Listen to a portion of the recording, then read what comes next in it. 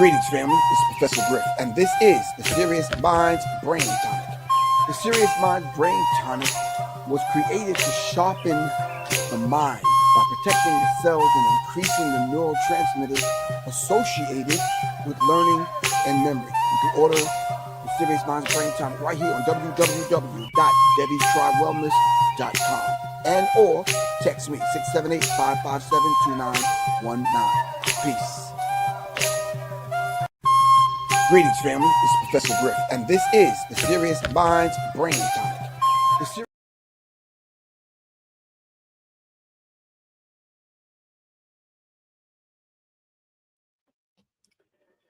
All right, greetings. I am checking these microphones. 1, 2. I think I'm in business. All right, if you can hear me, please let me know. All right. Greetings. All right, this is Professor Griff, and of course, y'all already know this is On the Masters right here on Black Power Media Reloaded. Shout out to my brother Kalanji Chaba Shanga. All right, working diligently to provide this platform so that you and I can have these kind of discussions and many more. Check out all the other shows that are on this platform, Black Power Media. And definitely make sure y'all tune in Monday and Wednesday at 12 o'clock. Every now and then in the evening, maybe Friday or over the weekend or whatever. And definitely make sure you're tuning in to Serious Minds are in TV. Today we're going to be talking about a very sensitive subject. The 100-year, not only anniversary, but birth, existence, energy, frequency, vibration, revolutionary. Our good brother, Minister Malcom X. All right. If you are a younger person and you're coming on to be a part of this conversation, please do your diligence or do due diligence by going back, studying something, putting some notes in front of you.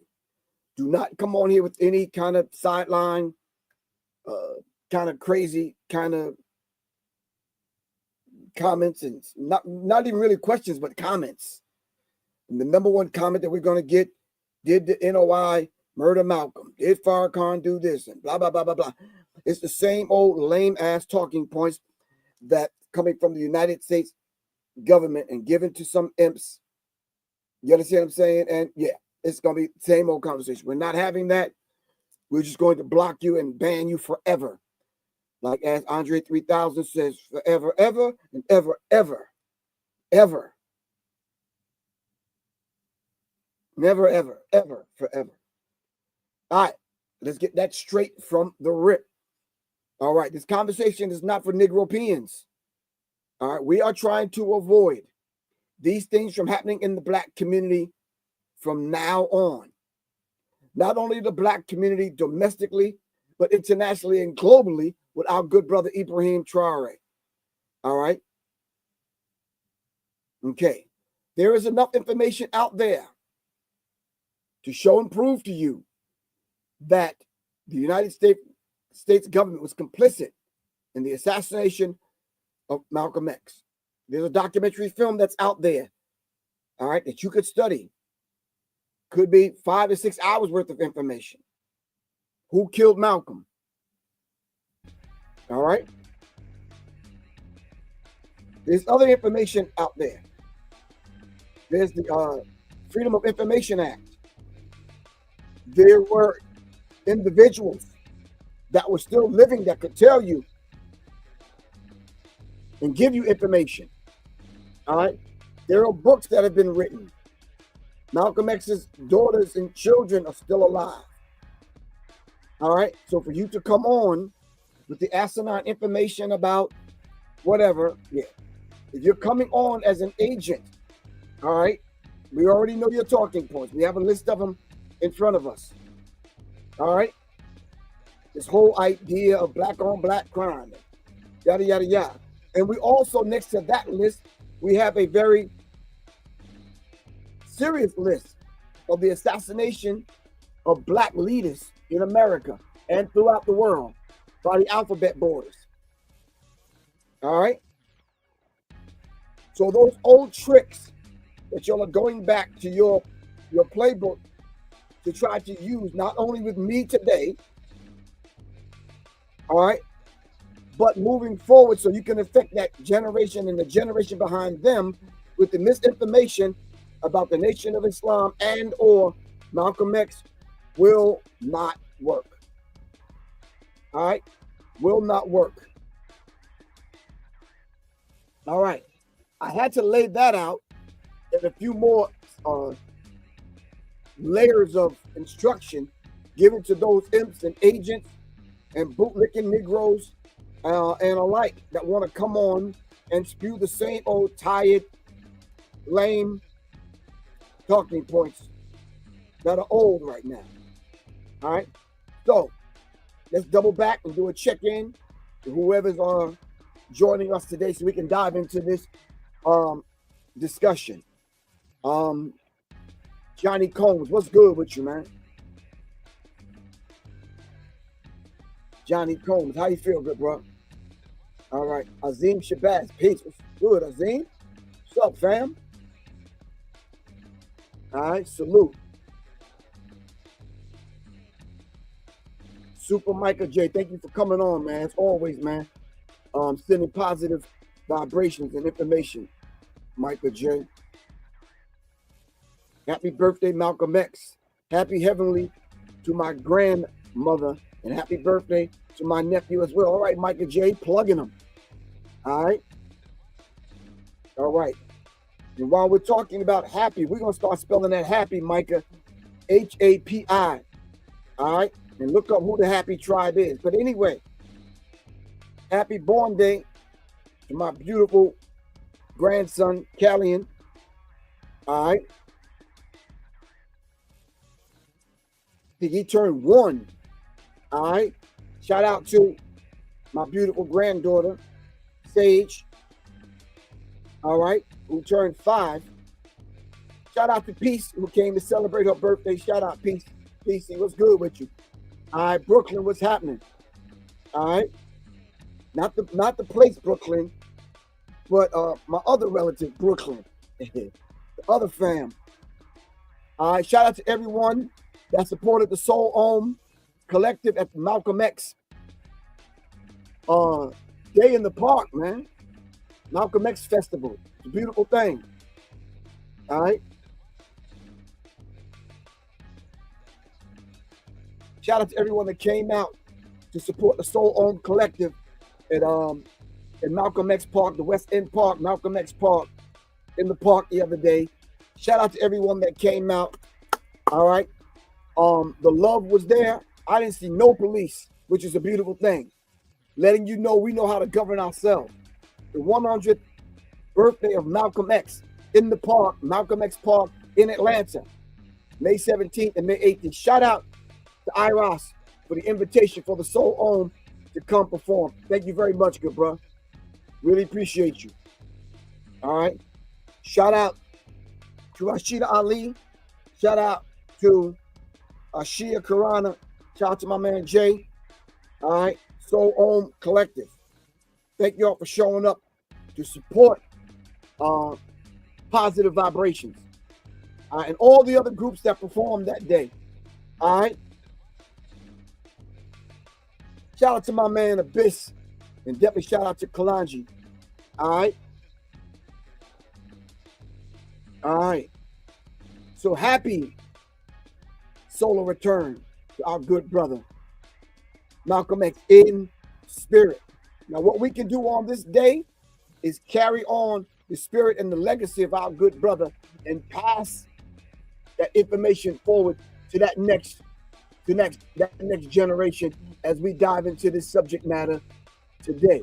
So what I want everyone to do as we continue to see who's checking in, while you're checking in, everyone look up a Malcolm X quote.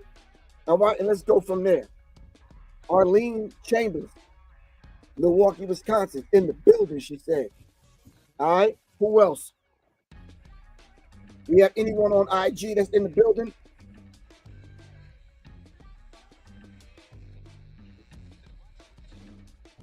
Robert Sweeney Jr., salute. Who else?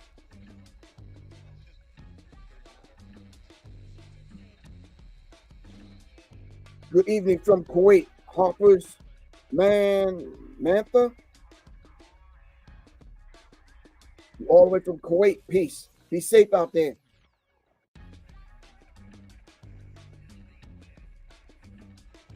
The 50 ball. Peace. What's good with you? Jay Brooks. What's happening? All right.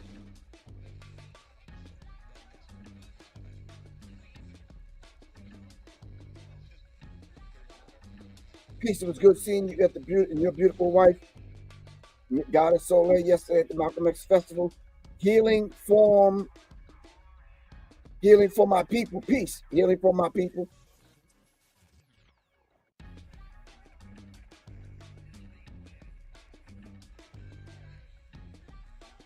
All right.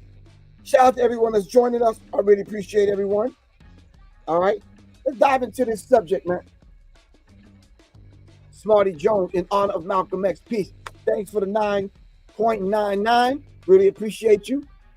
All right. Very powerful numbers. We're talking about the 9, so it's a beautiful thing. All right. Anyway.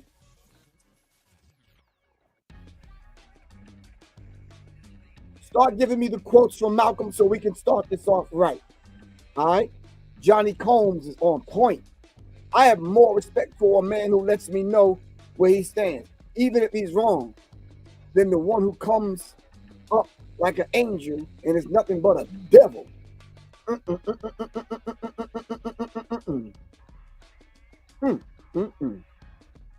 Kenneth P. McCormick says, by any means necessary. All right.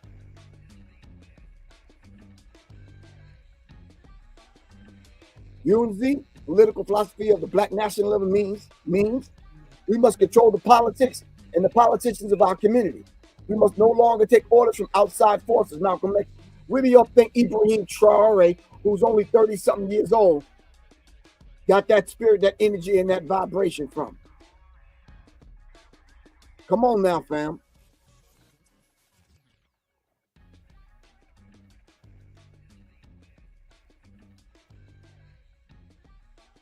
You know Ibrahim Traore studied Malcolm. You know he studied the Nation of Islam, fiery ministers in the nation. All right? You can see how the brother moves and how he thinks and how he speaks. That he studied revolutionaries from America. All right?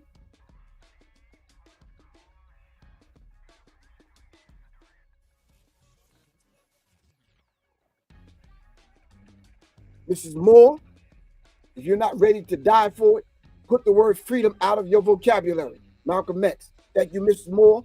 Really appreciate that. I don't know you, Johnny Combs, to answer that question, huh? That's not the conversation today. It's not about you or me. It's about our good brother, Malcolm X. Sylvia Standback said revolutions overturn systems. All right? Revolutions destroy systems. Malcolm X.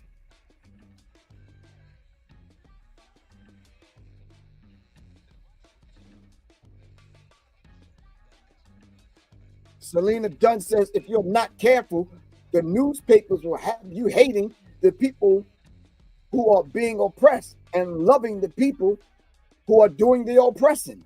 Damn. Thank you, Selena.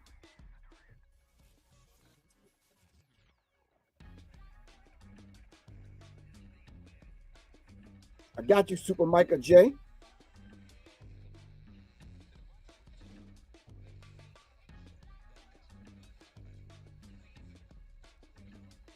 Deshaun, I never heard this one, but we cannot think of being acceptable to others until we have first proven acceptability to ourselves. All right.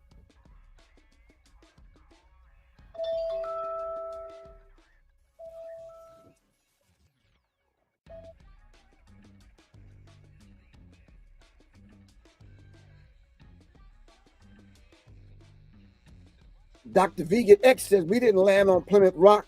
Plymouth Rock landed on us. Damn. We didn't land on Plymouth Rock. Plymouth Rock landed on us. We got hit in the head with the damn rock. Bruce Lee said the future belongs to those who prepare for it today. Malcolm X, if your children right now do not know these quotes, all right, we're starting this 100 years of celebrating and honoring the solar return of the spirit of our good brother, Malcolm X. We're starting this thing off wrong. Your children right now, my granddaughter, who's 5, my other grandchildren, Kalani, Callian, other grandchildren, Bad X, should already know these quotes right now. Yeah, I'm calling you out, Bad X. The future belongs to those who prepare for it today, Malcolm X. Why don't our children know these quotes? Why can't our children take these quotes and put them in context? We know these corny ass quotes like, oh, let me watch my mouth. The Thomas Jefferson quotes, the dude who chopped down the cherry tree and could not tell a lie, who's probably one of the master liars in history.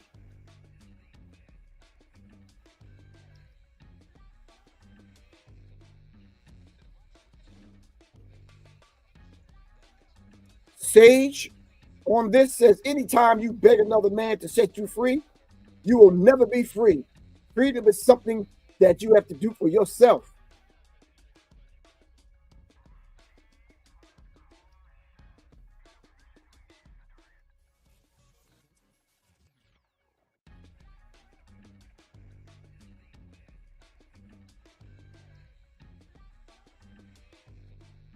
So give thanks, Charles. Really appreciate you, man.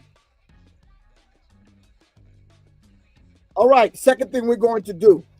Name me some of those rap groups, hip-hop groups that either sampled Malcolm's voice and put it in their songs or mention Malcolm X in their songs. Come on. We're trying to raise the vibrational pitch of that generation coming behind us. We're just doing a little bit of trivia before we dive into the subject. Old heads, if you're watching this, help the young ones out. All right? Name some of those groups, hip-hop groups, rap groups that mention Malcolm in this songs, and or showed Malcolm in their videos.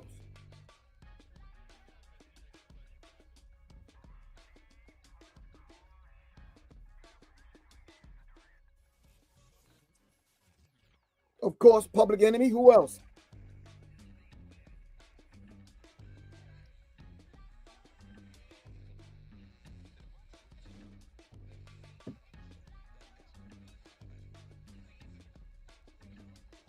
Come on, give me some more names. Come on. Older generation, y'all got to help the young ones out, for real. X-Clan, Public Enemy, PE. All right, the Slimy Show. Where did Run? Give me the song that Run DMC. I'm not familiar with the Run DMC saying anything about Malcolm X. Come on. King Simon presents Peace and Happy Cosmic Solar Return to our good brother, Malcolm X. PE, of course. Thank you, King Simon. X-Clan, got you. Pac, definitely. Give me the song that Pac mentioned Malcolm X. BDP, of course. Ghostface had a song called Malcolm. I'm not sure. I'm going to look it up, though. Paris.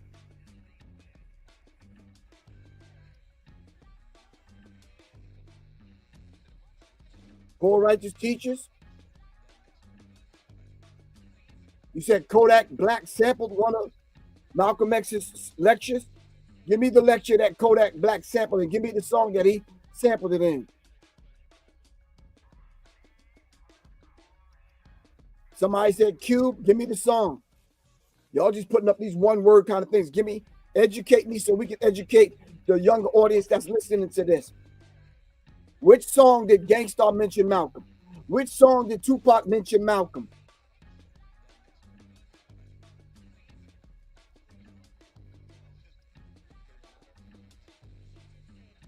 I want to take a moment of silence. Let me stop the music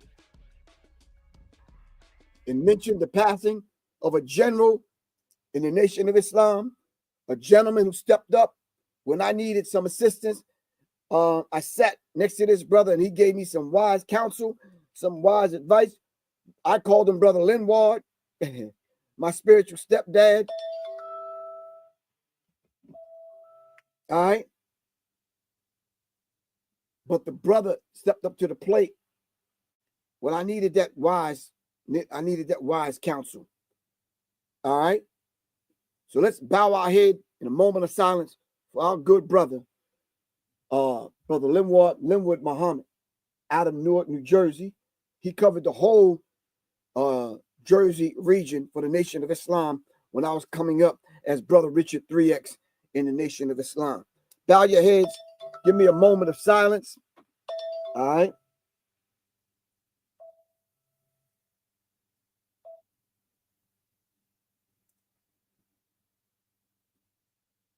Moment of silence. If this phone would stop ringing.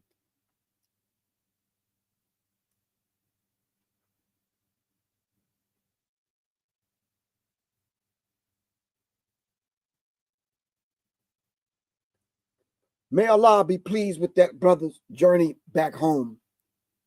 And may we constantly remember that brother and mention his name and the work that he did and all of the brothers and sisters that he touched in his sojourn in the Nation of Islam and even after.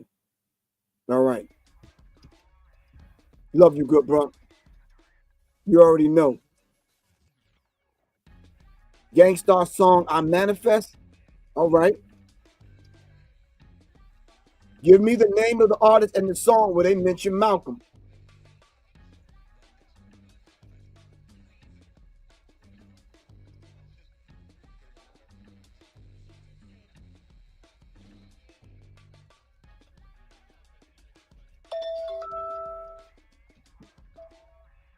All right, now you know you're getting blocked. That's just too many damn phone calls.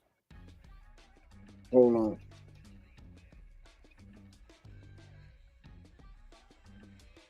Now that individual done called me 5 times already. You are officially blocked forever.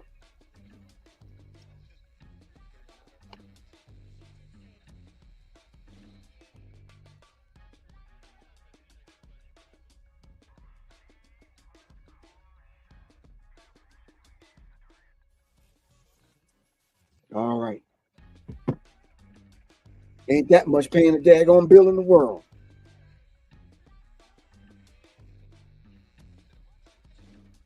Bruce Lee, stop the violence, self-destruction. Who mentioned Malcolm, Bruce Lee? Come on, man. Let's be thorough in our information in case young people run across this broadcast and they see this. We have to be complete in our thinking.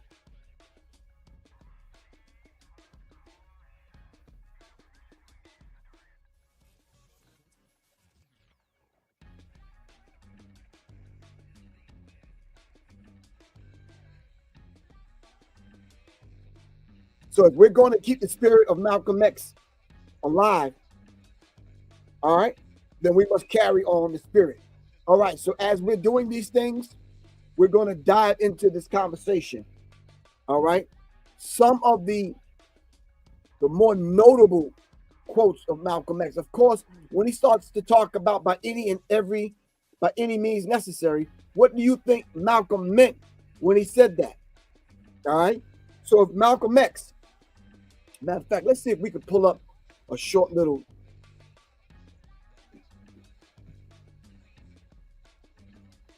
Let's pause the music. All right. Let's see if we could pull up.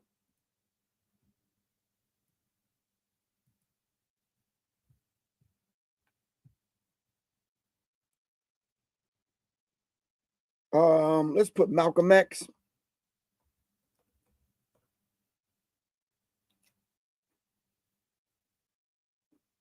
Right. Let me see.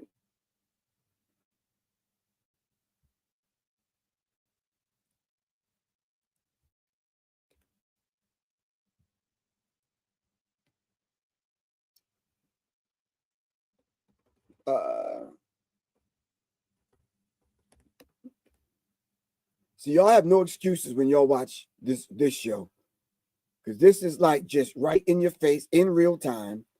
All right. I have an idea what I want to talk about every show I come on and do, but I want to be able to do it in real time. So you have no excuses. A lot of these shows that come on have a team. They do a whole lot of research, whatever. This is in real time, fam. You could do this right now. All right. So we can start to see the contradictions and even what they're saying about Malcolm. Some people call him a Sunni Muslim. Some people want to claim him as a civil rights leader. Some people want to disconnect Malcolm's upbringing in reference to what he went through, not only in the Nation of Islam, but even prior to the nation, being in the nation. Keep in mind that he was in the nation for 12 years and out of the nation for 1, and then we lost him. It says here, if you just Google the man's name, Malcolm X, born Malcolm Little. Later, El-Hajj Malik El-Shabazz. Malcolm X said himself he's going to keep using the name Malcolm X until the conditions of what produced a Malcolm X changes. What are the conditions that produced a Malcolm X and all the other brothers that had X's? How do you even get an X? What does the X represent? It says El-Hajj Malik El-Shabazz was prominent African-American leader and activist known for his black nationalist ideology and fiery speeches in the 1960s. He began as a spokesman for the Nation of Islam, advocating for black empowerment and separatism, but later transitioned to an Orthodox Islam and a more inclusive approach. After leaving the Nation of Islam, he founded organizations that promoted Pan-Africanism. So Malcolm was a black nationalist. Malcolm was a Pan-Africanist. Malcolm X was a Muslim. All right. Before the Nation of Islam, Malcolm was a pimp, a gangster, a hustler, a burglar, a robber, a drug dealer. All right. Served time in prison. But the beautiful thing about Malcolm's story, that speaks to a lot of us. And then after his transformation into becoming Malcolm and El-Hajj, what is El-Hajj? Malik, what is Malik? El-Shabazz, who is the tribe of Shabazz? All right. After all of that coming into this individual, then he was assassinated in 1965. All right. At least do yourself the favor and look up the man's, at least his biography, cross-reference. All right.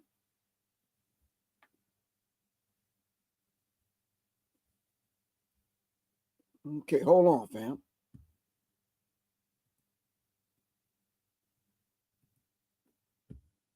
Let's see what they say. Now, when you go to YouTube and you start to look up Malcolm, oh, you got to put facts next to you, because these people will lie at the drop of a hat and try to claim Malcolm. Then they got Malcolm X for kids. I wonder who put that up. You know that's a bunch of lies in that. Let's find something very short and brief. Who was Malcolm X? All right, let's look up that. All right.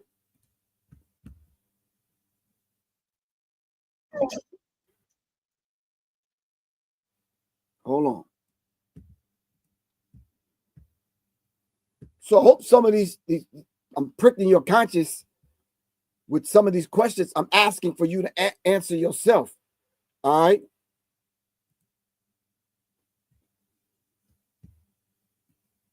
We could just ask some basic questions to ourselves. Let me see. All right. Who was Malcolm X? Let's start there, and we can work our way down. All right. Who taught you to hate your own kind? Who taught you to hate the race that you belong to? So much so that you don't want to be around each other. You know, before you come asking Mr. Muhammad, does he teach hate? You should ask yourself who taught you to hate being what God gave you. How did one man go from petty criminal to becoming a global voice against racism? He's one of the most prominent Muslims in modern history and a symbol of black liberation who has inspired generations. A gangster, a preacher, and a revolutionary. This is the extraordinary journey of Malcom X. Malcom X was born in 1925 in Omaha, Nebraska. His parents, Earl and Louise Little, were followers of the Pan-African activist Marcus Garvey. As a result, their family was subjected to constant harassment by the Ku Klux Klan, who burned down their home when Malcolm was just 4 years old. The family moved to Michigan, where they were threatened by the Black Legion, an offshoot of the KKK. 4 of Malcolm's uncles were also murdered by white racists. Malcolm's father died when he was 6. The incident was officially ruled a streetcar accident, although his mother believed he had ultimately been murdered by the Black Legion. When Malcolm was 13, his mother was committed to a mental institution. Her children were split up and sent to different foster homes. Malcolm was an excellent student, but dropped out of school after a white teacher told him it was unrealistic for a young black boy to have aspirations of being a lawyer. After a few years in Michigan and Boston, he moved to Harlem at the age of 18, where he was involved in gambling, robbery, drug dealing, and pimping. At the age of 21, after committing a string of robberies with a small gang in Boston, Malcolm was arrested and sentenced to 8 to 10 years at Charlestown State Prison. Incarceration was the beginning of Malcolm's transformation. While in prison, his siblings began writing to him about the Nation of Islam and its leader, Elijah Muhammad. The Nation of Islam promoted black independence and rejected the notion of the superiority of white people. Instead, Elijah Muhammad taught his followers a form of separatism from whites, who were actually considered devils, inferior to black people, who were the original inhabitants of Earth. Malcolm, initially hostile to the idea of any religion, eventually became a member of the nation. He read books constantly and began writing regularly to Elijah Muhammad. Muhammad's followers were taught to abandon their given family names, as they were actually the names of former slave owners. So Malcolm Little became Malcom X. After being paroled, Malcolm visited Elijah Muhammad in Chicago. In June the next year, he was named Assistant Minister of the Nation of Islam's Temple No. 1 in Detroit. He later established Boston's Temple No. 11 and expanded Temple No. 12 in Philadelphia. And those of you who think that you perhaps came here to hear us tell you to turn the other cheek to the brutality of the white man, I say again, you came to the wrong place. Finally, he was selected to lead Temple No. 7 in Harlem, where he was responsible for a huge surge in membership. We don't teach you to turn the other cheek. We don't teach you to turn the other cheek in the South, and we don't teach you to turn the other cheek in the North. We teach you to obey the law. We teach you to carry yourselves in a respectable way. But at the same time, we teach you that anyone who puts his hand on you, do your best to see that he doesn't put it on anybody else. The FBI now had him under surveillance due to his sudden profile as the nation's rising star. Malcolm's rise to national prominence happened in 1957, when he intervened at a police station to arrange for medical assistance and legal help for members of the nation who had been beaten and arrested by New York police. The crowd of protesters outside grew to almost 4,000. Witnessing Malcolm's control of the crowd shook the New York Police Department. Within weeks, they had him under surveillance and officially began infiltrating the nation. In 1958, Malcolm married his wife Betty, with whom he would have 6 daughters. Malcolm's profile continued to grow via print and television appearances, and he began to gain international exposure. Who is it that controls the prostitution in Harlem? It's the white man. Who controls the large sale of whiskey and wine? It's the white man. Who gives you the deck of cards and the dice that you use to gamble with? It's the white man. And after he sell them to you, he catch you with them and put you in jail for using them. He was deeply critical of the growing civil rights movement and its leaders, like Dr. Martin Luther King, who preached integration. That's what you mean by nonviolence.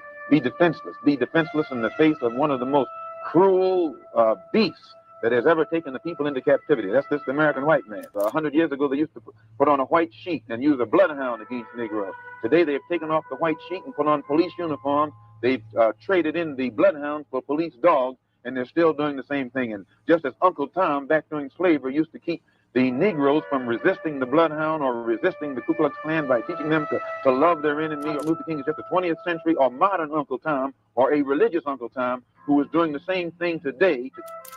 Malcolm's message was being heard louder than ever, but his relationship with the man who had transformed his life was about to fracture. Tensions were growing within the nation over the amount of attention Malcolm was receiving compared to his mentor, Elijah Muhammad. An unprovoked raid on a Nation of Islam mosque by police in Los Angeles led to one member being paralyzed and another being killed. No charges were laid against the police. The white man believes you when you go to him with that old sweet talk, because you've been sweet talking him ever since he brought you here. Stop sweet talking. Tell him how you feel. Tell him what kind of hell you've been catching, and let him know that if he's not ready to clean his house up, if he's not ready to clean his house up, he shouldn't have a house. It should catch on fire. Wow. TRT world.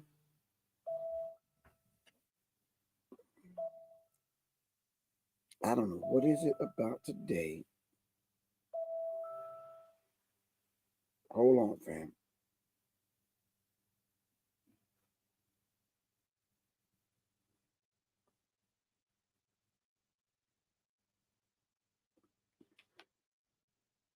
That's just part of Malcolm's history. If you go and you just Google, give a Malcolm X timeline, a history of Malcolm, a timeline of Malcolm X, you should be able to pull up most of this information.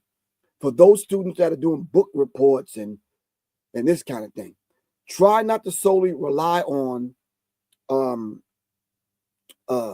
Chat GPT or whatever else. All right. Okay. Shout out to everyone that's still with us. Someone said Rage Against the Machine. It's another group that mentioned Malcolm. Okay.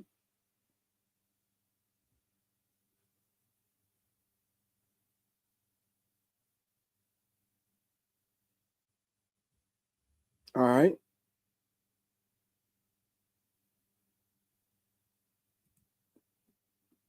Thank you very much. Abandon Hope. I really appreciate that. El Hajj is a title you get when you make pilgrimage to Mecca. I think that's good. You're on the right path. All right.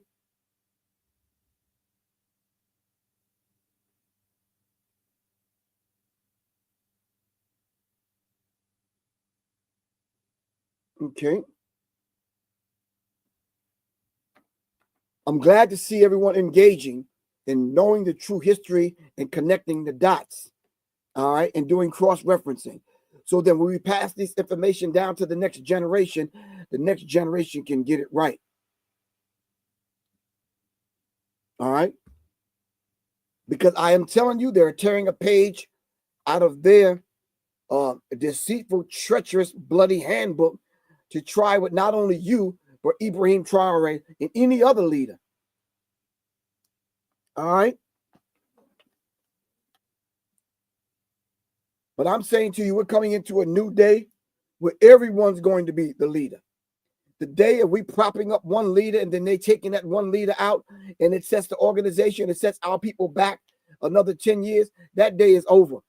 You are the leader. So start preparing yourself to lead your own master self. Lead your own yourself and your family. All right. Then go out and start leading your organization, which will ultimately lead the community, which ultimately lead the nation. You are the leader. All right. Stop waiting around and sitting around and waiting for the white savior or for some leader to pop up. Them days are over, fam.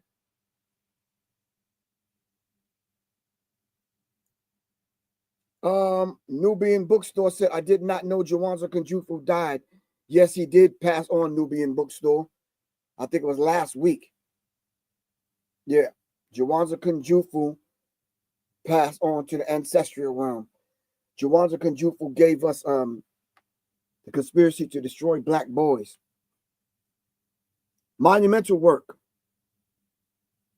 All right. We must begin. You're absolutely correct, Bruce Lee. We must begin to start doing critical thinking way beyond the controlled, deceitful narrative that our open enemy has gave us on how we view our leaders and through what lens we view our leaders. Because right now, over the years, you done thought all kind of madness about your brother, Professor Griff.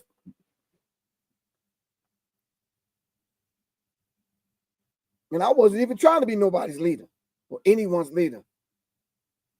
I was just doing my job as Minister of Information and training people.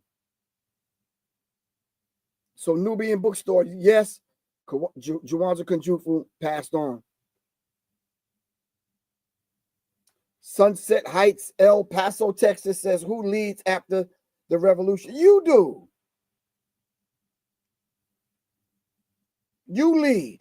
And if you got to ask that question, I don't know where you are in your life, but yeah, hopefully we answer that question. You lead.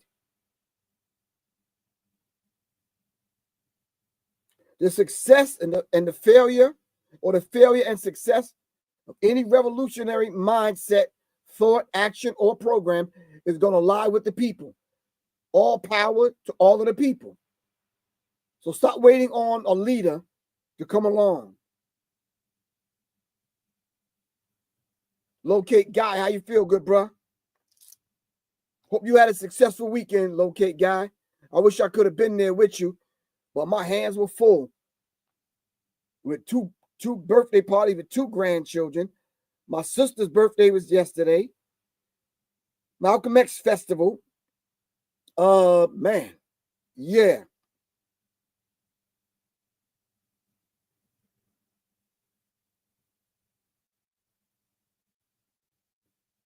So Malcolm should live in us.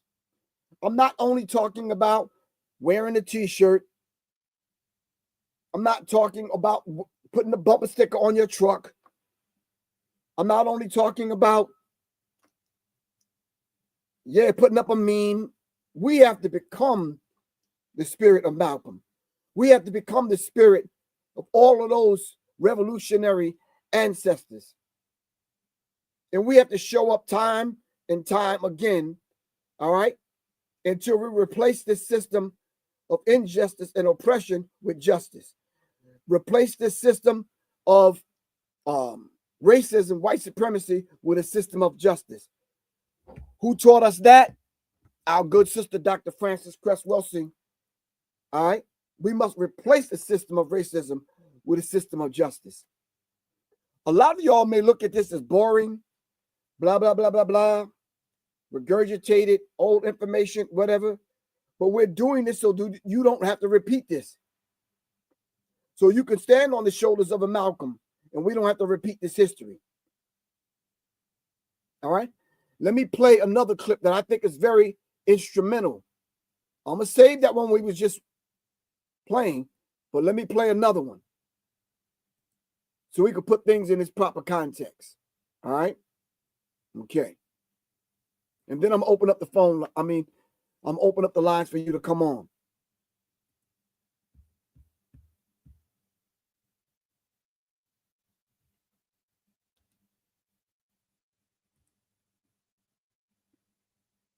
Let me see. Where can we start? Let's go here. Democracy depends on a free press. Please support our independent journalism at democracynow.org. The last one we watched is from PROFESSOR. This is Democracy Now!, democracynow.org. I'm Amy Goodman. 100 years ago today, on May 19th, 1925, the man who would become known as Malcom X was born in Omaha, Nebraska. Malcom X would go on to become one of the most influential political leaders of the 20th century before he was assassinated at the age of 39 on February 21st, 1965, as he was standing at the podium before a crowd in Harlem's Audubon Ballroom. His wife, Dr. Betty Shabazz, pregnant with twins and sitting next to her 4 daughters, aged 6, 4, 2, and 5 months, were in the ballroom looking on. In 2023, the family of Malcom X filed a $100 million wrongful death lawsuit against the FBI, the CIA, New York City and state, and the NYPD, as well as the district attorney's office for concealing evidence of their involvement in Malcom X's assassination. Now his family is calling for President Trump to release more details about Malcom X's assassination, just as he released thousands of unredacted files related to the assassination of President John F. Kennedy and vowed in an executive order to release files on the assassination of Dr. Martin Luther King Jr. The state of Nebraska officially designated May 19th as Malcom X Day in 2024. His daughter, Dr. Ilyasa Shabazz, was recently there to remember her father's legacy and joins us in our studio. But first, we go to an interview in the 1960s when Malcom X briefly spoke about his childhood. He was questioned by Chicago reporter Jim Hurlbut in a clip featured in the PBS American Experience documentary Malcom X, Make It Plain. You were born in Omaha, is that right? Yes, sir. And your family left Omaha when you were, what, 1 year old? I imagine about a year old. And why did they leave Omaha? Well, to my understanding, the Ku Klux Klan burned down one of their homes in Omaha. They had a lot of Ku Klux This made your family feel very unhappy, I'm sure. Well, insecure, if not unhappy. So you must have a somewhat prejudiced point of view, a personally prejudiced point of view. In other words, you cannot look at this in a broad academic sort of way, really. I think that's incorrect because despite the fact that that happened in Omaha, and then when we moved to Lansing, Michigan, our home was burned down again. In fact, my father was killed by the Ku Klux Klan. And despite all of that, no one was more thoroughly integrated with whites than I. No one has lived more so in the society of whites than I. So that was Malcom X in the 1960s. Today would have been his 100th birthday. And today, the National Action Network will commemorate this birthday with Reverend Al Sharpton and National Civil Rights Attorney Ben Crump, who joins us now remotely, and with members of his family, including Dr. Ilyasa Shabazz, one of Malcom X's 6 daughters, professor at John Jay College of Criminal Justice here in New York City, a community organizer, an activist, award-winning author of many books. Her memoir is titled Growing Up X, her most recent book for young adults, co-written with Tiffany Jackson, titled The Awakening of Malcom X. Dr. Shabazz is the chairperson of the Malcom X and Dr. Betty Shabazz Memorial and Educational Center. We welcome you both to Democracy Now! Before we turn to Ben Crump, Dr. Shabazz, it's great to have you with us again.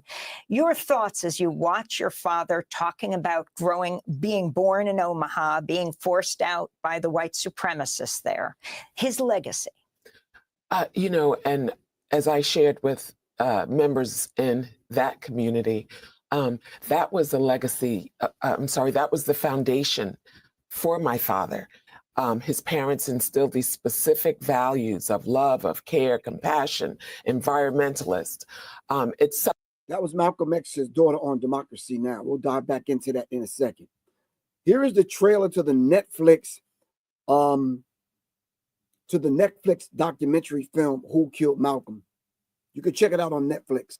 We're not brutalized because we're Muslims. We're brutalized because we are black people in America. The power of this man's courage to say this stuff. It changed the entire trajectory of my life. He was becoming a figure that transcended the Nation of Islam. It was politics that really started the rift between Malcolm and the nation. The white man is the greatest hate teacher that ever lived there. The FBI was deathly afraid of someone like Malcolm X. What kind of democracy is that? People had to start wondering if something happened to Elijah Muhammad and Malcolm becomes the leader, it's over for all of us. And just then the gunfire went off. Malcolm's death never sat right with me. The investigation was a failure. Asking who's guilty is a dangerous question to ask. What is the real story? It's in the history book. Leave it there. Leave it alone. Elijah Muhammad told everybody, do not raise a hand against Malcolm X. He didn't have to give the order. Someone would take care of it. The FBI should have known. Why doesn't someone want to get to the bottom of this? They never had any intentions of seriously investigating that assassination. That is my mission. I'm not going to stop until I get justice. Because the official count of who killed Malcolm X, it's not true.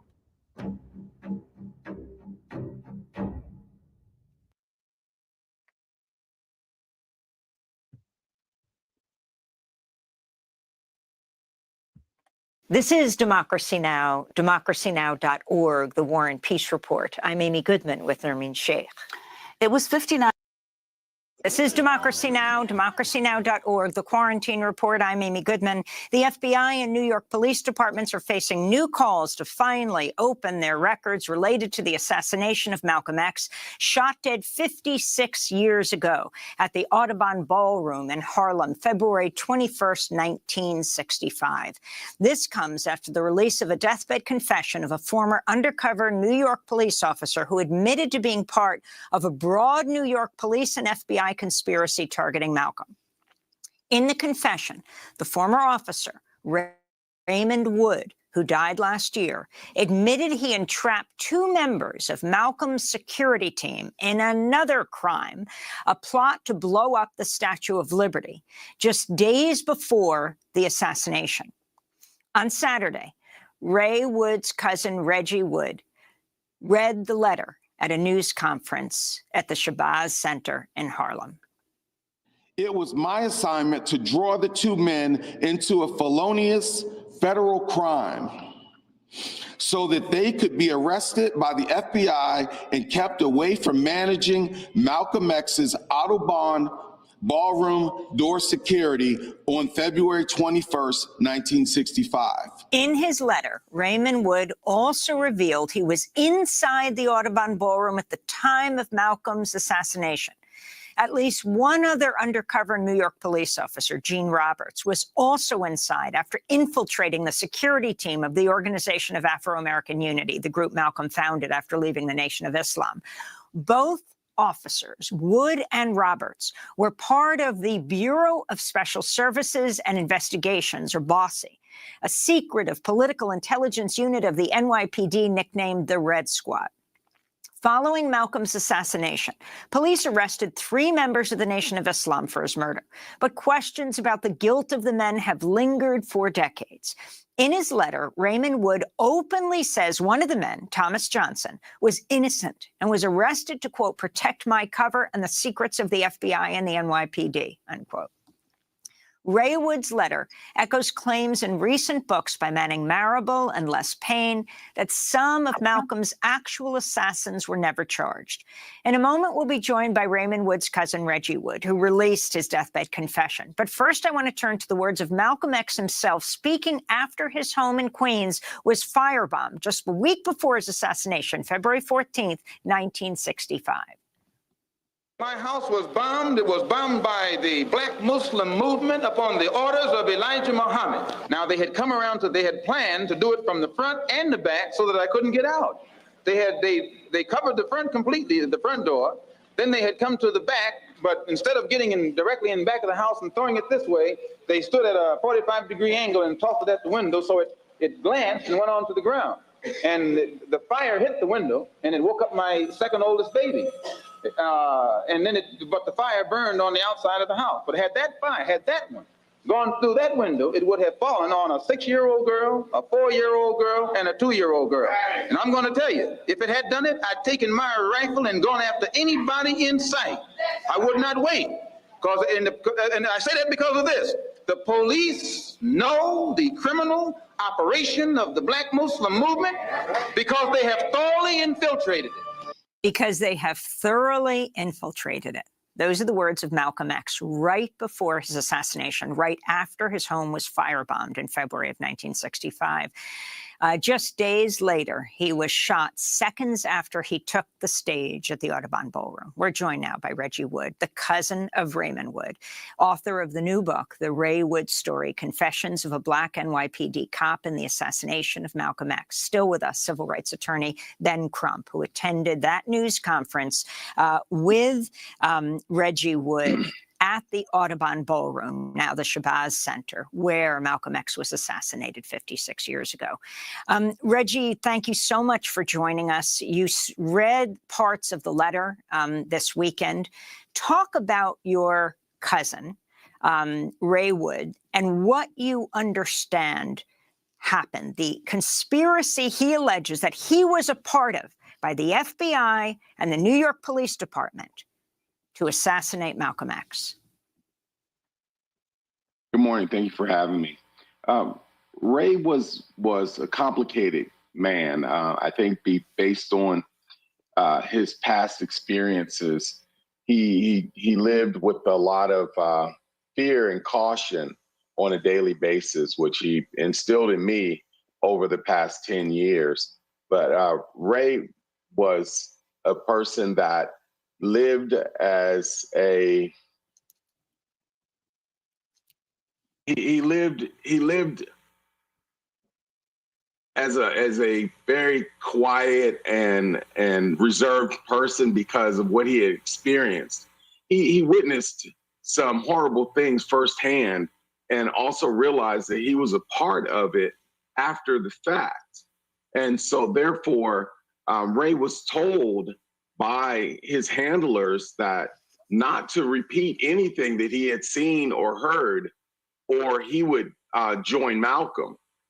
Therefore, for 46 years, Ray separated himself from the family and in fear that he would put us in danger. Ray lived alone many years, and he finally, in his final years, when he realized that his cancer was reoccurring, he wanted to reconnect with family because he didn't want to die alone. So I volunteered to move him to Florida so that my wife and I could take care of him and get him back and forth to his cancer treatments and things of that nature. And therefore, he trusted me enough to reveal this information and asked me not to say anything until he passed away, but at the same time, not to allow him to take it to his grave. You write in your book, Reggie Wood, he'd spent years living in relative obscurity, wanting to ensure the cops wouldn't preemptively act to silence him. He also feared retribution from society, especially the Black community. Ray was ashamed of what he'd been a part of and felt he'd betrayed his own people. Due to his lugubrious feelings about his actions and fear for what might be done to him in retaliation, this 2015 article deeply impacted Ray. And he's talking about this news coverage from February. He was talking about the article by Garrett Felber in The Guardian that really laid out your cousin's seminal involvement here and the FBI police involvement in the Malcolm X's assassination. This might be news to a lot of people, even old-time activists. In the video, Raymond Wood is seen being promoted for his role in that plot. The happy ending to the plot was written by a rookie policeman who had been on the force only 8 months when he infiltrated the extremist group. His work led police to a quiet New York residential area where the dynamite had been hidden. Another arrested was Khalil Saeed, who police say went to the Statue of Liberty to buy a model and further the plot with the fourth conspirator, Walter Bowe. A hero cop, his face hidden for future undercover work, is promoted on the spot to the rank of detective. A happy climax to a bizarre story. The arrests were carried out on February 16th, just days before Malcolm X was assassinated. And this is very significant, Reggie Wood, as you know, this so-called Statue of Liberty plot, because these men who were arrested were the security team of Malcolm X, meaning he wouldn't have them there February 21st, a few days later when he was assassinated. That is very key, family. All right? That is very key in this assassination of Malcolm. Malcolm X, revolutionary, civil rights leader, firebrand. We invested 310 years of slave labor. They can give us the back pay. His assassination inside Harlem's Audubon Ballroom in 1965 was a wound to the heart of Black America. Of the 3 men found guilty of his murder, 2 were wrongfully convicted. 2 people were not inside of the ballroom the day that Malcolm was shot. Their case finally reopened, correcting a miscarriage of justice. We are moving today to vacate the convictions of Muhammad Aziz and Khalil Islam for the assassination of Malcolm X. Nobody was listening. But the world is listening now. Oh, yeah.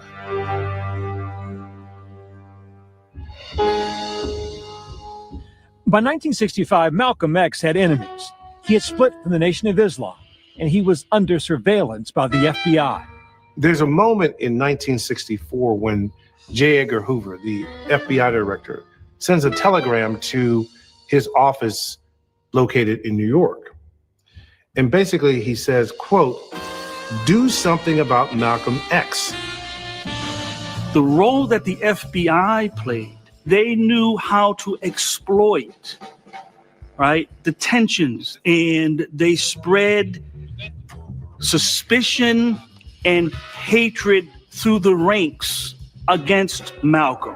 On February 21st, 1965, it all came to a head, just as Malcolm X was to deliver a speech at the Audubon Ballroom. He walked out onto the stage. Then a man stepped up 15 feet from the stage. He crouched, took perfect aim, and blasted right through the lectern into Malcolm's heart. One gunman, Talmadge Hare, now Mujahideen Abdul Halim, was arrested fleeing the scene. What's the wire? What's the wire? Come on. Later, the NYPD arrested Muhammad Aziz and Khalil Islam. Did they say what they were arresting you for? Killing Malcolm, not the murder of Malcolm X. Multiple eyewitnesses said they'd seen Aziz in the ballroom with a firearm, but he told police he had been home that day. I didn't have anything at all, in any way, shape, or form, with the killing of Malcolm X. Who else was home with you that day? My wife and my children. So you had, as they say in court, you had an alibi. Yes. Hare confessed, but Aziz and Islam maintained their innocence. When it became clear to Talmadge Hare that he was going to be convicted, he confessed his role in the murder. But he said, these two men, they're innocent. They had nothing to do with it. But the jury didn't believe him, and all three of them were convicted in April of 1966. Muhammad Aziz was sentenced to life in prison. People knew why you were there, that you were one of the men convicted of killing Malcolm. Were there threats because of that? To me? No. Yes, sir. No. The people know I didn't do it. Nobody ever thought I did it, just white people. Our people never thought I did it. In 1977 and 78, Talmadge Hare, the man who years ago confessed to killing Malcolm X, signed affidavit saying not only did Islam and Aziz not kill Malcolm X, he for the first time named his co-conspirators. And based on those signed affidavits from Talmadge Hare, Aziz and Islam appealed their convictions. But those appeals were denied. Aziz was eventually paroled in 1985 after spending 20 years in prison, but his innocence was still in question. Until 2020, when lawyers for Aziz convinced then Manhattan District Attorney Cyrus Vance to reopen the case. Vance sat down with my colleague, Pierre Thomas. What was it about what was presented to you that made you think, maybe we should look at this? Clearly, the Malcolm X case was, and his assassination was hugely important historically. The amount of information here is like nothing we've ever seen in a wrongful conviction case. The joint team found evidence that the FBI had withheld documents that could have exonerated Aziz and Islam. It appeared to have been withheld intentionally. Was it coming from the top? Clearly, J. Edgar Hoover had, in the FBI records, had apparently issued orders that information was not to be shared with the NYPD. Why that was being done? Presumably for no good reason. Aziz's conviction had relied on eyewitness testimony, now discredited. Now we know we had no evidence about what kind of identification procedures actually had happened. Were they done at the standards that we would require today? It's a complete empty notebook on how the identifications were made. Finally, 55 years after Aziz's conviction, exonerated, with his family by his side. Khalil Islam posthumously exonerated as well. We are moving today to vacate the convictions of Muhammad Aziz and Khalil Islam for the assassination of Malcolm X. The joint motion is hereby granted.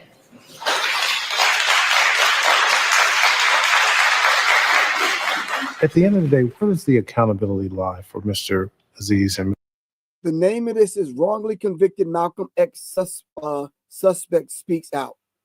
All right, but this is part of a larger documentary film called Who Killed Malcolm X.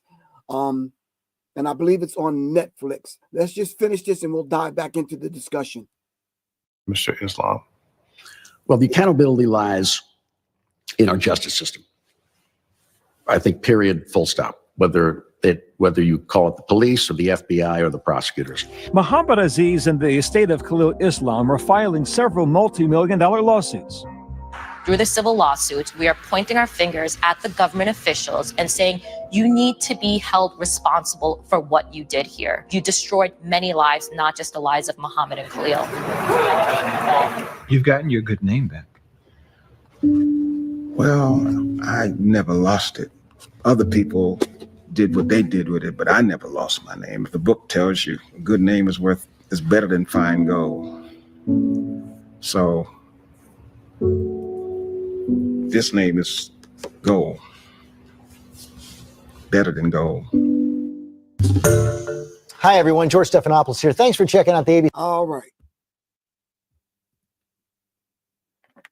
So I think right now, I think we can and should give a shout out to Denzel Washington, Spike Lee, all those that carried on the spirit of Malcolm X. Whether you agree with their version of it or not, nonetheless, they carried on the spirit of Malcolm X to that next generation. And, we should and have to recognize them for that. I don't know what you think about Spike Lee or even Denzel Washington. But we have to give them an honorable mention for doing what they did and all the other actors that was part of the movie and part of the film, Spike Lee's movie, Malcolm X. All right. So I'm going to open up the phone lines and hear what you have to say about it. And a lot of people have not even seen some of the documentary film pieces that I've showed today that shows you that the Nation of Islam had absolutely nothing to do with the assassination of Malcolm X. Malcolm X said it himself that the ranks of the Nation of Islam was infiltrated. Anyway, we are going to take the invitation and put it in the chat for anyone that wants to come on to discuss it. Come on with some factual information, fam. Let's get beyond our feelings. Let's become emotionally mature in how we handle this kind of information, because the blood is dripping from the hands of the United States government and some of these Negro imps that infiltrated the Nation of Islam. The blood of Malcolm and the rest of our people are on your hands. Thank you very much. Speak not of those slain in the way of Allah as dead, according to the Quran. We don't speak of our greats as dead. All right? If they're slain in the way of Allah, we don't speak of them as being dead. How you feel, man? Hey, good morning, Griff. Good morning, chat. Well, good afternoon. I don't know about the good morning, because we're not mourning, but yeah, I got you, though. Yeah, I work overnight. I just had woke up, so that's on me, y'all. I got you. What's going on with you? Nothing much. I just wanted to tap in and say Malcolm X, when he was teaching by any means necessary, it gave me a MacGyver kind of vibe, right? Like when I speak on doing the self-defense and learning gun safety and stuff like that.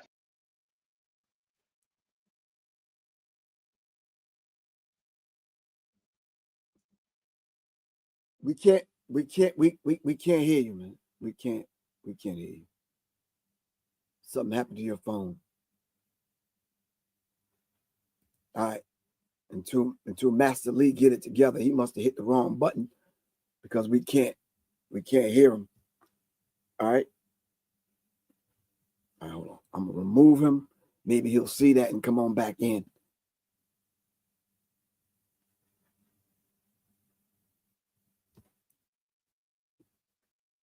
If he looks down at the camera, maybe he can see me. He's on a move. He's running it down, whatever he's saying. I don't know. Maybe it's the earpiece he got in. I don't know. But anyway, the invitation is in the chat, fam.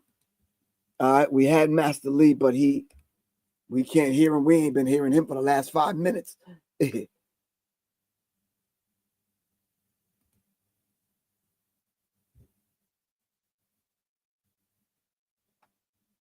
Can't hear you, bro. Now we can hear you. Can you hear me now? Now we can hear you. Okay, Yeah. good. I'm sorry. No, it's all right. I tried to use the headphones. Well, you try to get off. I was saying that in that. Yeah, that's my bad. See, the technology. Right. I was saying with that by any means necessary spirit, you might not have the means to go to the gun range, or you might not have no land to shoot, but you can go to Walmart, grab you one of these for about $200. It comes with a headset, and it comes with 2 remotes. 2 nunchuck remotes is what they call. And you can practice short range shots, mid range shots, long range shots. Now, what is it called? What is it called again? So I can put it in the chat. It's called the Meta Quest 2. Meta, hold on, Quest 2. Okay. Yep. You throw it on. You start it up. Okay. You grab your sticks right here, your joysticks. They look like this. Okay. And I've been working on a curriculum that focuses on leg shots, upper mass shots, head shots from short range, long range, and short range, mid range, long range with multiple targets. So when I get in there, I'm moving like Neo in the Matrix. I'm like this. So this gotta properly hold a weapon, and it just reminds me of Malcom X when I'm in there. Like, oh, I don't need to go to the gun range, or I don't have the means to go to the gun range, or I don't have to go outside and shoot, or I don't got a gun, I got bullets, or what have you. This is listen, Master Lee, we're gonna curb some of the language simply because they will shut it down once you start mentioning gun, weapon, yada yada yada. You understand what I'm saying? All right, sorry about that. Yeah, no, it's all right. It's all right. But you and I are gonna circle back around and have that conversation. Is that cool? That's fine. That's fine. Now that we know what it is, I can do some research and you and I can talk. Is that cool? That's cool. I sent you a video on it. Oh, okay, I'll check. I was really busy this weekend because of the Malcom X festival. My band performed, and I had 2 birthdays happening with my grandchildren. So I'll circle back around. All right, how was that for you, Mr. Professor Griff? Oh, it was a beautiful thing. I'm proud of my band members. I love them to life, and we're gonna make some different things happen on this musical landscape. All right. I would have loved to be there, but I had to work. Don't worry about it. I got you. But we'll talk. All right. All right. Peace. Peace. All right, peace. Peace. Enemies public. Peace, my brother. How you doing? All right, you good? Yeah, I'm good, beloved. I'm good. How about you, brother? All right, we did a meditative kind of moment of silence earlier for the general. I'm not sure if you was on. Yes, sir. All right. No, I wasn't on. At that time. I'm at work actually. I'm on my break. Yeah. And I did a stream the other day asking our people who's not a sellout. Okay, because we have this narrative and this sentiment that. Hold on. Slow down a little. I want to hear what you said. Who is not a sellout? Who's not? Among our people, who's not? Because the sentiment today that all those some of our people's sentiment that all those who stood and acted on our behalf was somehow some type of sellout COINTELPRO agent. And I was just asking if, who's not? Because we have the only good niggas, the dead niggas syndrome, some of us, because if you're not assassinated, then you're no good. And then they'll say those who were assassinated are no good also, like a brother Malcolm X. Wow. Malcolm X was a giant among men who stood and acted on our people's behalf relentlessly, did not relent. Right. He and Dr. King, they walked into imminent danger, knowing the danger they were walking into, and they did it anyway. Right. And I always ask that question: how many of you would have done what those two brothers did? But we're talking about Malcolm today. Right. He spoke.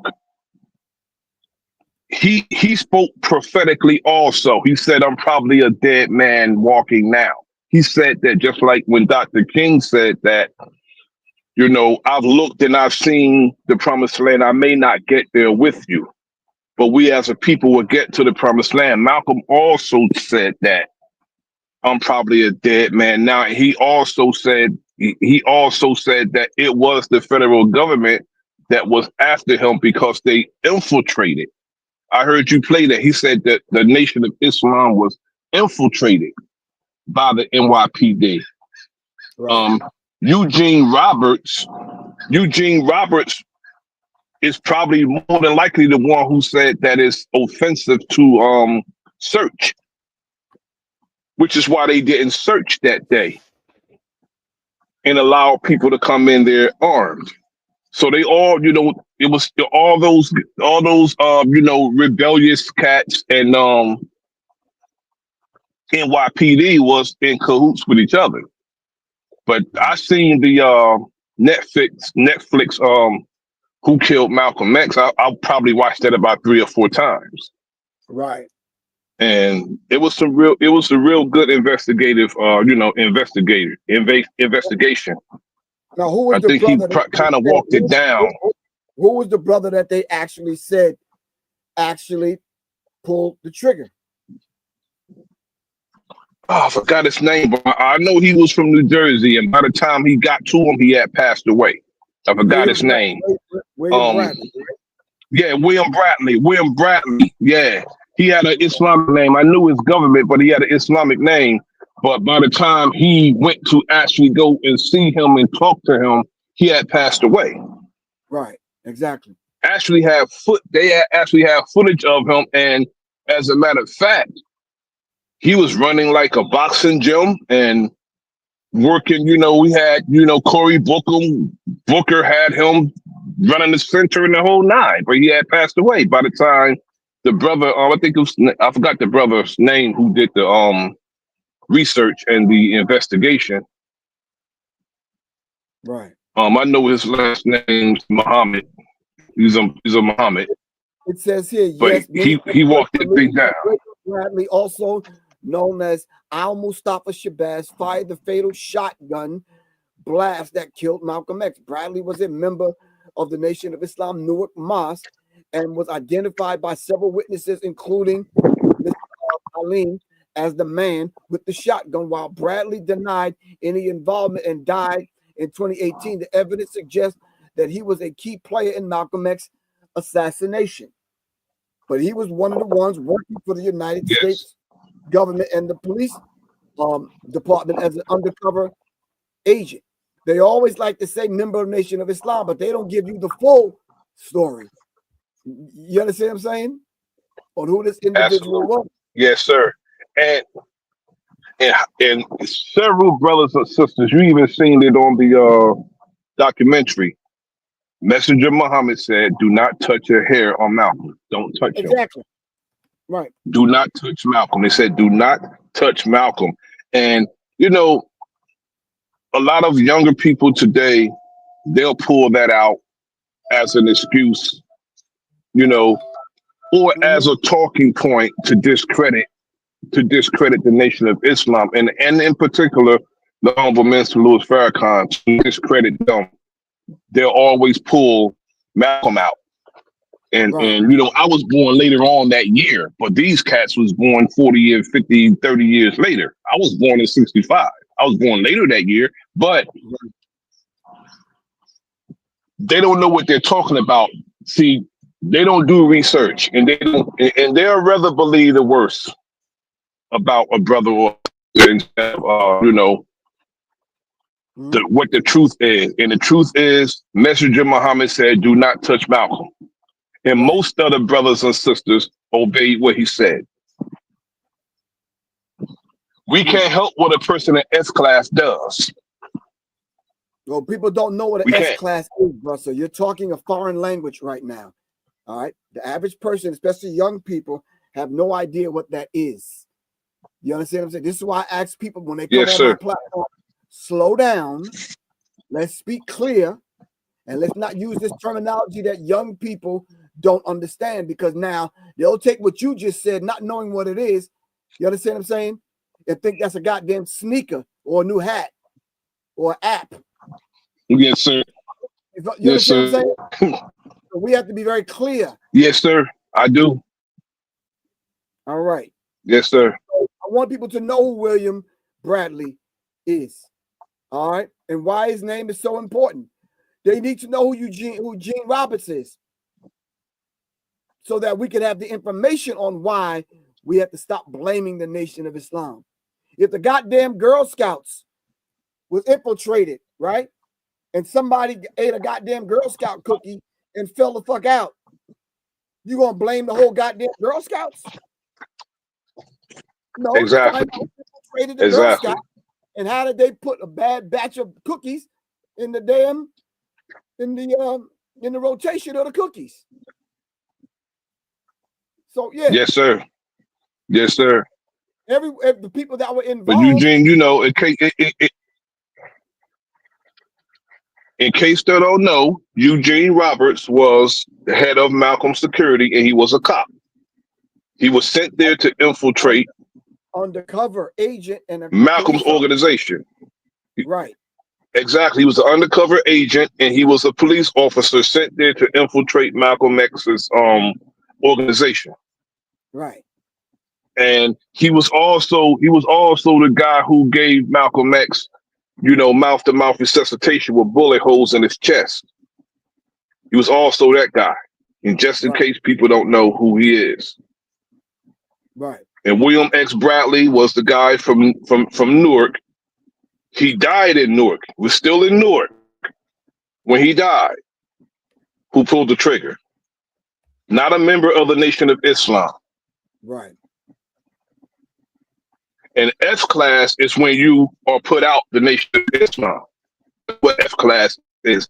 That means you're not fitting the criteria, you're not doing what you're supposed to do, in the Nation of Islam. So they put you out. That's what F class is.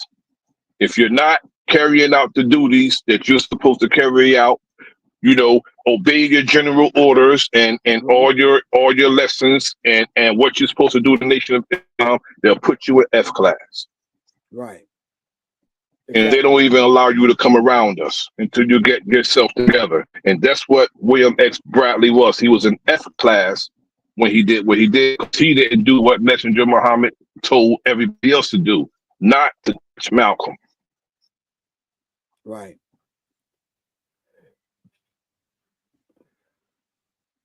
And we've been explaining this, brother, for 60 years. For 60 years, we've been explaining this over and over again for 60 years, bro. Yeah, it's a very sensitive conversation. Yeah, when it comes to Malcolm X. Some people, because of their own hatred, yes, sir, of the nation, want to stick to the United States government's narrative about the nation.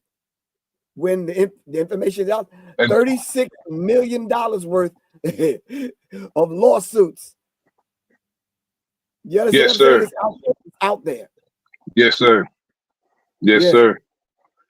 And they wrote so many disparaging and books about the Nation of Islam, Malcolm X, and people got sued, and we'll see what happens. We'll see what happens when those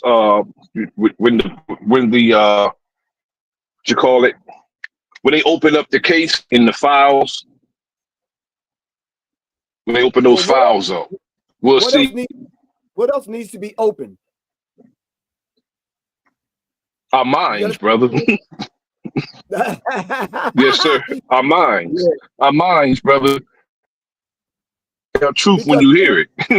Anybody that's still believing that the nation killed Malcolm in 2025, like, what do you even say to them? I'm just curious. Oh, let me play this real quick if I could pull it up. Hold on. I'm getting a call. I'm getting a call, beloved. I'm getting a call. I got you. Hit me back.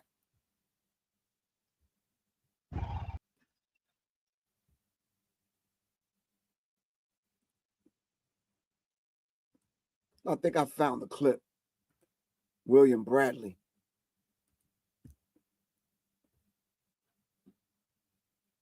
Let's see. Malcolm X predicted that some members of the New York City Police Department would play a role in his murder. He knew that some members of the Nation of Islam would work together with the police to assassinate him. Listen to Malcolm's own words. The police know the criminal operation of the Black Muslim movement because they have thoroughly infiltrated it. There is no conversation that takes place in the Black Muslim movement that the city police don't know about because they have policemen in there. They don't let black people form anything without some policemen in there. And while I was in the Black Muslim movement, all the Black Muslim movement, many of the police who were sent to infiltrate us, they're black, would tell me, say, look, I'm a guy, but I have to come. They would tell me. I knew the Muslim movement was full of police. So don't you think anything is going down that they don't know about? The only thing that goes down is what they want to go down. And what they don't want to go down, they don't let it go down. It's not something that's new. They just wait until the job is done and then they step. They just wait until the job is done and then they step.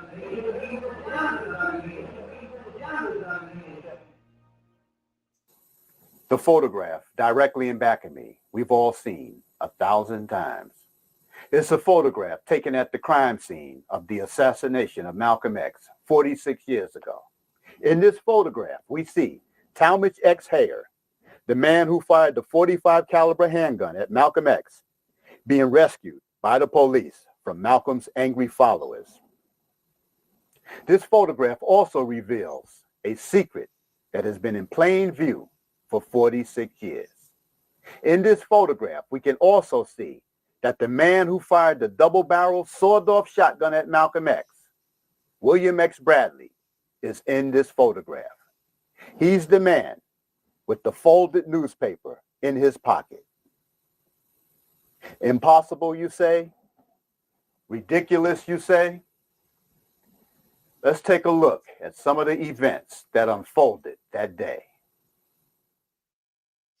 At the Audubon Ballroom on February 21st, 1965, at approximately 3 p.m., human rights fighter Malcolm X was shot down by several assassins who were members of the Nation of Islam. It was a very ugly scene. The ballroom was filled with over 400 people when this terrible event took place. Members of Malcolm's organization attempted to revive and comfort their fallen leader, but there was nothing they could do to save him. The men who shot Malcolm down had came from Newark, New Jersey's Mosque number 25. The events that led up to the assassination began on the morning of February 21st, 1965, with the arrival of Minister Louis X. Farrakhan from Boston's Mosque number 11, along with his captain of that mosque named Clarence X. Gill. Seated along Clarence X. Gill were Nation of Islam members and strong-arm enforcers, Joseph Smoot and brothers Ronald and Roy Thompson, all notorious members of the Nation of Islam who got you. Police who were hiding nearby sprung into action to rescue the assassin who was being pounced on. Another assassin who fired the shotgun at Malcolm was identified with a folded Muhammad Speaks newspaper in his pocket. His name was William Bradley. Bradley boldly began assaulting Malcolm's followers in an attempt to rescue his partner in crime from the howling mob. One of Malcolm's supporters held on. Someone said that was the signal. That was the individual. He would have the newspaper All right, check out the Netflix documentary film. To a folded wooden chair to assault the captured assassin Hayer in case he escaped.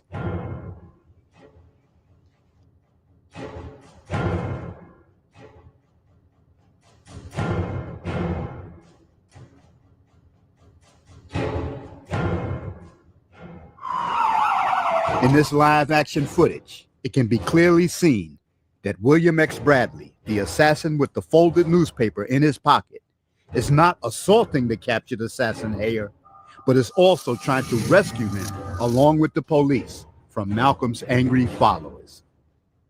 A yellow arrow points to one of Malcolm's men who holds a folded wooden chair to strike assassin Hayer in case he escapes. The man with the chair apparently doesn't realize that the man with the folded newspaper in his pocket is also an assassin. But one of Malcolm's men, circled in red, apparently does. Circled in green is the shotgun assassin, William Bradley. The circles now change to arrows. The man with the red arrow pointing at him has just realized that the man with the green arrow pointing at him is the shotgun assassin named William Bradley. The blue arrow points to Sergeant Arnold Arnoff, who is going to help Bradley escape. Shotgun assassin William X. Bradley has realized that a camera is capturing the entire scenario. He peers into the camera lens, wondering what will later be revealed.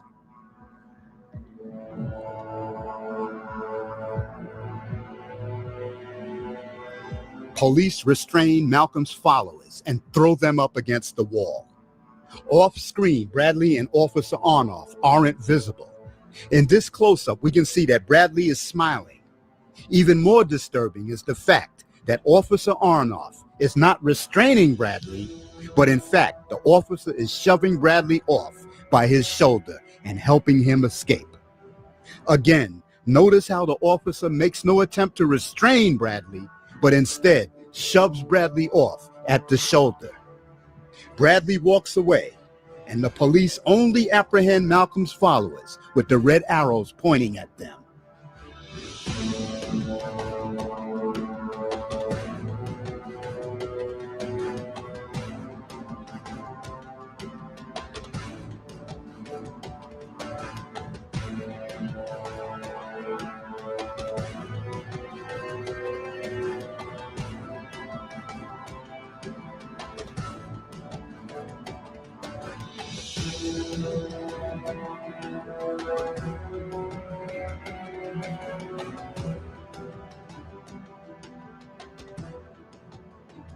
Malcolm X's follower has just realized that some members of the police department of the city of New York are in cooperation with some members of the Nation of Islam in Malcolm's murder, and he can't believe what his eyes are seeing.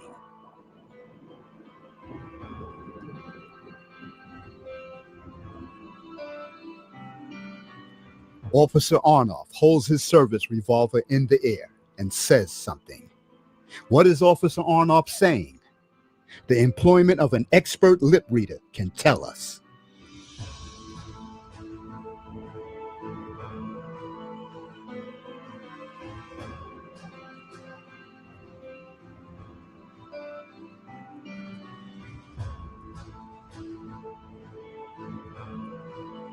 A green arrow follows shotgun assassin William X. Bradley as he calmly walks away.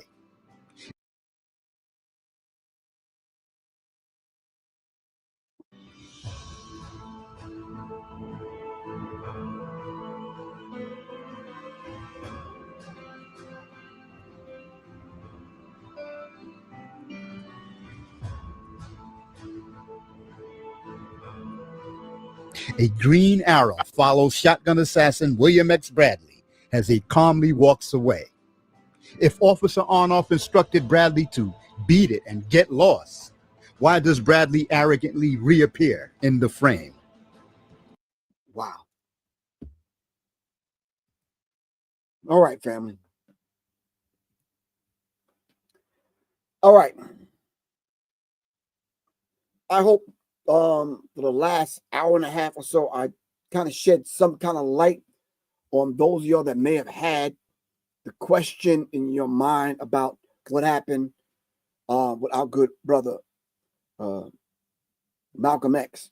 The stories that you're probably hearing from your parents, and some haters of the Nation of Islam. All right, do your research, get the story correct. Years ago, I stopped having a conversation about it, and then when the documentary film came out, Who Killed Malcolm, I said, "Wow, that's the research that I was looking for." I just didn't have the means to do that research, but the brother did the research. Let me stop calling him the brother. Let's find out the brother's name so we can give him credit.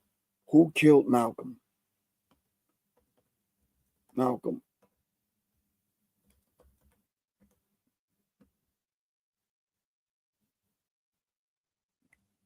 Netflix. Hold on.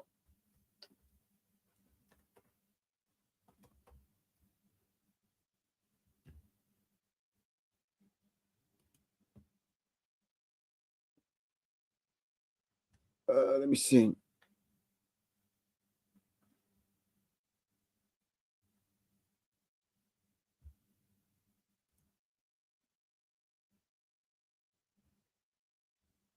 All right, come on. We don't want to go to Netflix. We want some information about it. All right.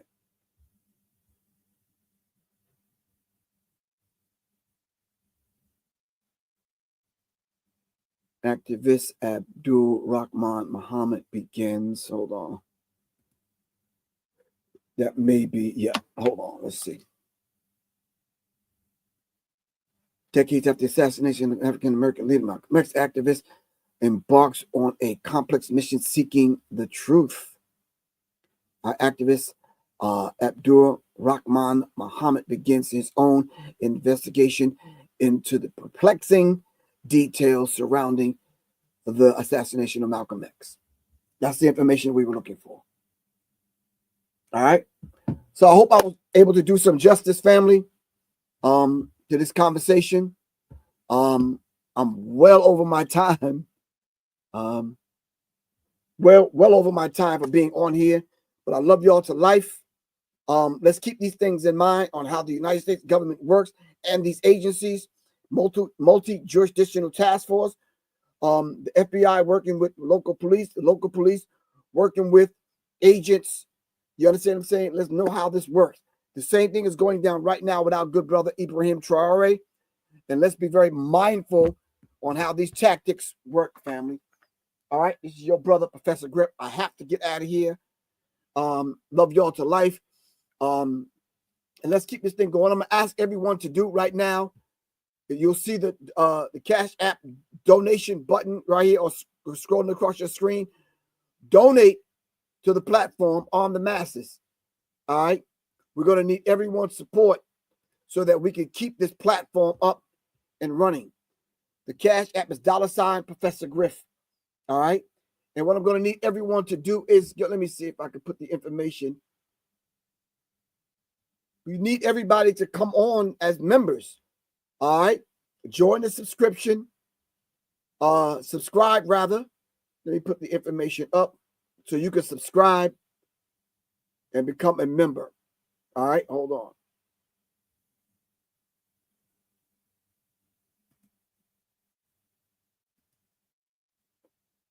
Right, this is the information on your screen. All right. Go to www.warriorsinnergarden.org. You can go to the shop to get information, and just go to www.warriorsinnergarden.org to become a member. All right. Okay. You need the Elixirs Resurrection Formula. You can go to www.Devi Tribe Wellness. That's www.Devi Tribe Wellness. That's DEVI tribewellness.com for the Elixirs, Resurrection Formula, and Serious Minds Brain Tonic. All right, they're on sale right now. All right, or if you just need any more information, just hit me up 678-557-2919. All right. All right. Love y'all to life. This is Professor Griff. I have to get out of here. Love y'all to life. Peace. Revolution is not an event. It's a process, fam. All right? All right, peace.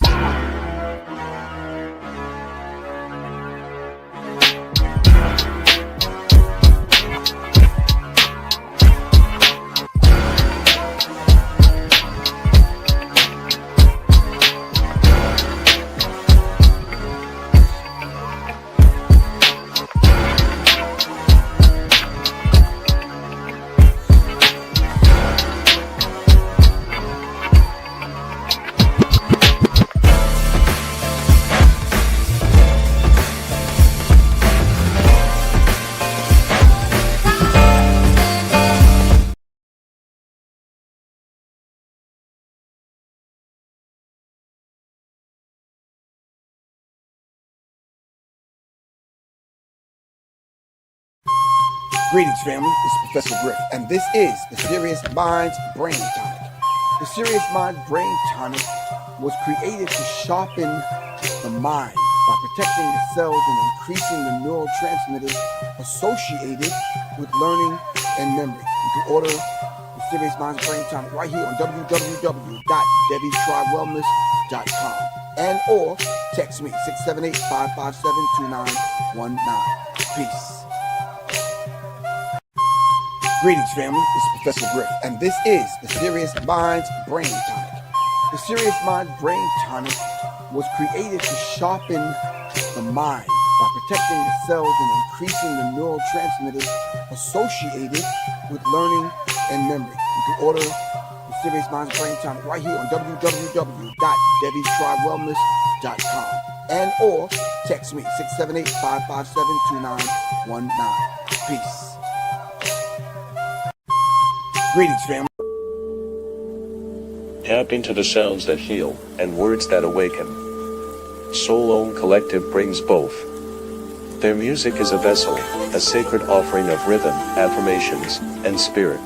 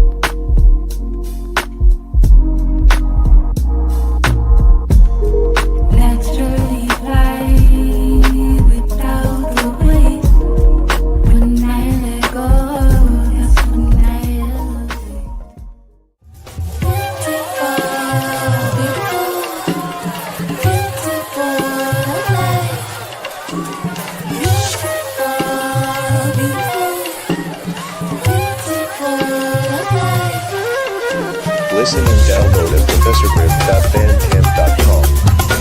To invite Soul Own Collective to your space, text 678-557-2919. Soul Own Collective. Tap into the sounds that heal and words that awaken. Soul Own Collective brings both. Their music is a vessel, a sacred offering of rhythm, affirmations, and spirit.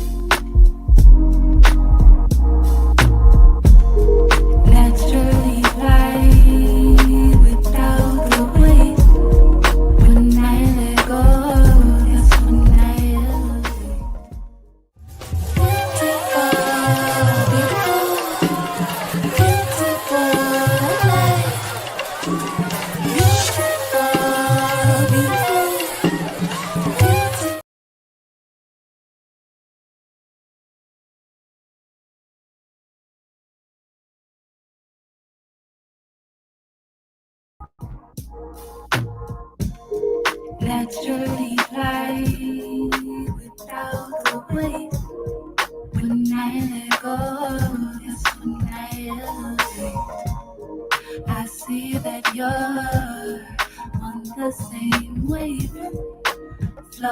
slowly, then release.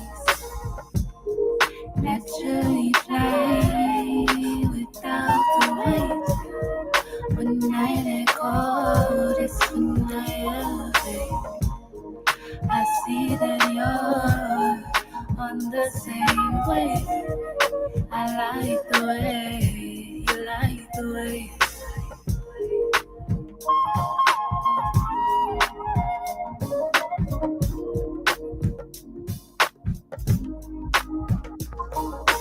I just wanna lift you up. Baby, can I lift you up? I just wanna lift you up.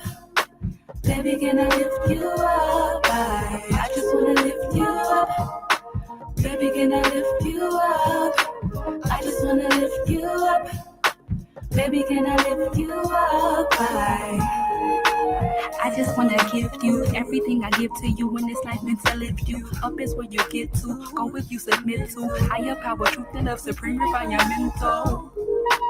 Purify your tempo, live life on your tempo. Purify your tempo, live life on your tempo. Higher calling, knocking, kicking down your front door. Ain't nothing to hide from, ain't nothing to run for. Steady elevating, every day I become more peaceful, divine, harmonious, bring more joy. We gon' face some more challenges, but we stand tall. We here to maintain balance, so baby don't fall. We give thanks for the ones that came before. Light in the path, cause I shine from my core. I just wanna lift you up. Baby, can I lift you up? I just wanna lift you up. Baby, can I lift you up? I just wanna lift you up. Baby, can I lift you up? I just wanna lift you up. Baby, can I lift you up?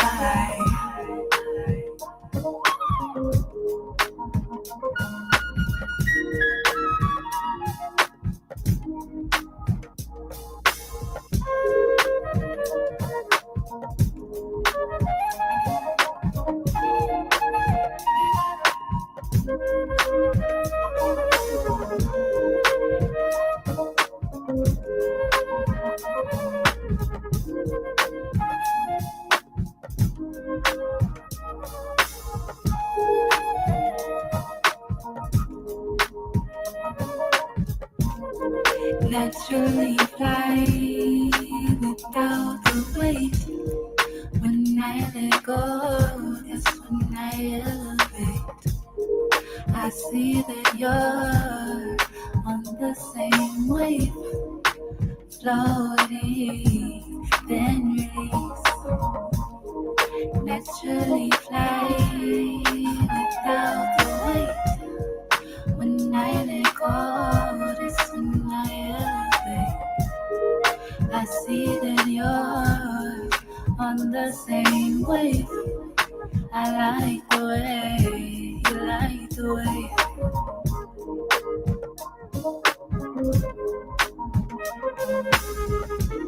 Higher, higher, higher, higher, higher and higher, elevate, higher and higher. I just wanna lift you up, baby, can I lift you up?